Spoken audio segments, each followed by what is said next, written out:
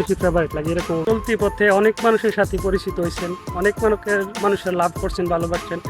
এবার একটু প্রকৃতিকে ভালোবেসে দেখুন, আপনাকে নিরাশ করবেন আশা করি।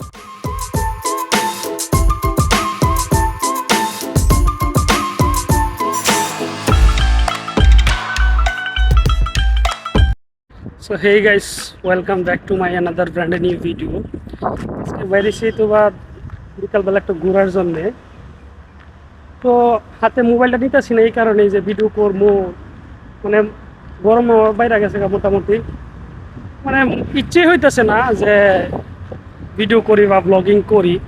কিন্তু আজকের যে বিশেষ করে স্পেশালি আকাশের যে ভিউটা ভাই, এরকম ভিউ আসলে সচরাচর পাওয়া যায় না, রেয়ারই। ঠিক আছে, আর একটা সিকোয়েন্সের জন্য আমি শুধু ভিডিওটা আবার রেকর্ডিং করার ফ্রিডমটা পাইছি। সেটা হয়েছে কি, একটা কবুতর একটা ক্লিপ আছে, আপনাদেরকে আমি ক্লিপটা একটু দেখাই।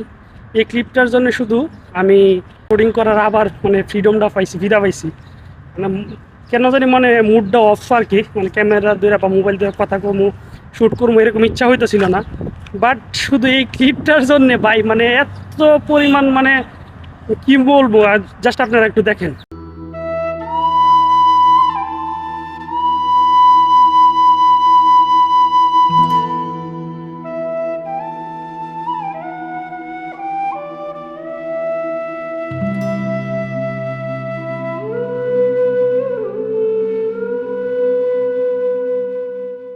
আজকে ভাবলাম যে ইভিনিং টাইমে একটু শ্যুট করি আর কি। এই যে দিছে ফাইনাল ভিউ আর আজকে আকাশের ভিউটা। আজকে বিকাল টাইমে শ্যুট করতেছি, তখন দুইজন ভাইয়ের সাথে দেখা, বলতেছে ভাই আমাদেরকেও ভিডিওতে নেন। তো এক ভাই আছে, ভাইয়ের নাম কি? ভাই আমার নাম আবু বকর সিদ্দিক। আর আরেকজন আছে আমাদের সাথে, আমার নাম উদয় মোদক।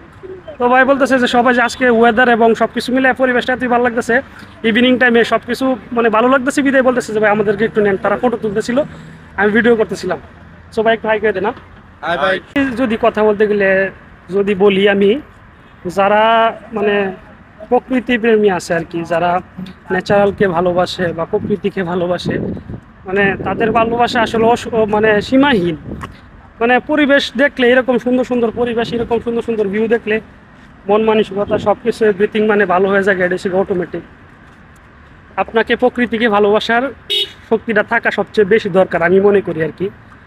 অন্যকে ভালোবাসেন, পাশাপাশি প্রকৃতিকে সবচেয়ে বেশি ভালোবাসেন। কারণ সবাই বেইমানি করলে আপনার প্রকৃতি আপনার সাথে কোনোদিনই বেইমানি করবে না, এটা সেটা বাস্তব পরিস্থিতি। যতগুলো ভিডিওতে দেখছেন মুনতাজা পার্কের যেখানে স্কেটিং করে, হয়তো বা যেখানে মানুষের আড্ডা দেয়, ওই ভিউগুলো দেখাইছি। তো এই দিক দিয়ে একটা মোটামুটি অনেক হাইয়েস্ট একটা সর্বোচ্চ উঁচু একটা পাহাড়ের মতো আছে আর কি, যেটা নিচে আসলে মানুষের শৌচালয় বলতে পারেন, হয়তো বা টয়লেট বলতে পারেন, এরকমভাবে ডিজাইন করছে। এটা এরকম মনে হয় না, যেটাতে এখনো স্টিল আমি দাঁড়ায় রয়েছি।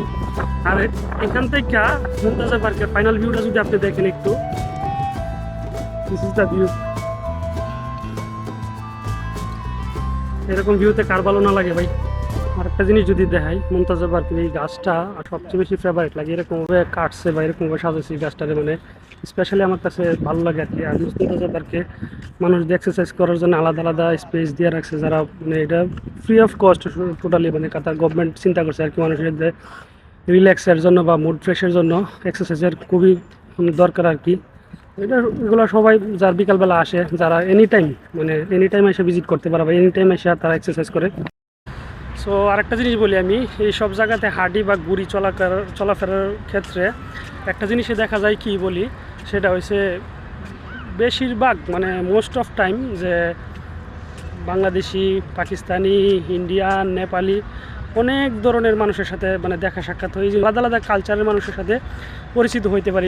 এরকম ইভিনিং টাইমে আসলে বা ভিডিও করলে দেখলে অনেকে বলে ভাই কী করেন, ভিডিও করেন, ব্লগ করেন। অনেক সময় অনেকে ফলো করে বা বলে আর কি এরকম ভাই চ্যানেলের নামটা কীরকম।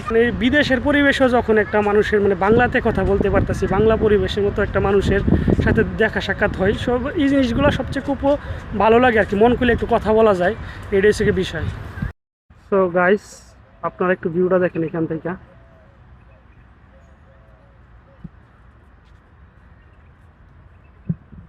আর একটা কথা বলি, মিডল ইস্টের বেশিরভাগ জায়গাতে মোস্ট অফ টাইম যতগুলো পার্ক আছে, বেশিরভাগ পার্কে খেজুর গাছের একটা সমাহার দেখা যায়। যেটা আপনারা অলরেডি অনেকগুলো ভিডিওতে দেখছেন বা দেখতে পারেন আর কি। কারণ এই দেশে খেজুর গাছটার ফলন বা তারা খেজুরটা খুবই পছন্দ করে। তো খেজুর গাছের মানে চাষটা বা রোপণটা বা প্রকৃতির মধ্যে এই জিনিসগুলো। ও আরেকটা জিনিস বলে নেই, এখানে যতগুলা খেজুর গাছ আপনারা দেখতে পারেন প্রত্যেকটা গাছই যে আসে না এরকম যে এখানে নিচে লাগাইছে বা ধীরে ধীরে বড় হয় না, আমরা বীজ বপন করি হয়তো বা চারা রোপণ করি তারপরে বড় হয়, কিন্তু আসলে এরকম না। এখানে প্রত্যেকটা গাছই আলাদাভাবে কোথাও হয়তো বা দেখা যাচ্ছে সৌদি আরব থেকে হয়তো বা আলাদাভাবে নিয়ে আসে একদম ডিরেক্ট বসায় দেয়, বা দুইটা তিনটা এরকম ট্রাক দিয়ে নিয়ে আসে মানে গাছগুলো আর কি। জীবনে উঠতে ফিরতে চলতি পথে অনেক মানুষের সাথে পরিচিত হয়েছেন, অনেক মানুষের লাভ করছেন, ভালোবাসছেন। এবার একটু প্রকৃতিকে ভালোবেসে দেখুন, আপনাকে নিরাশ করবে না আশা করি।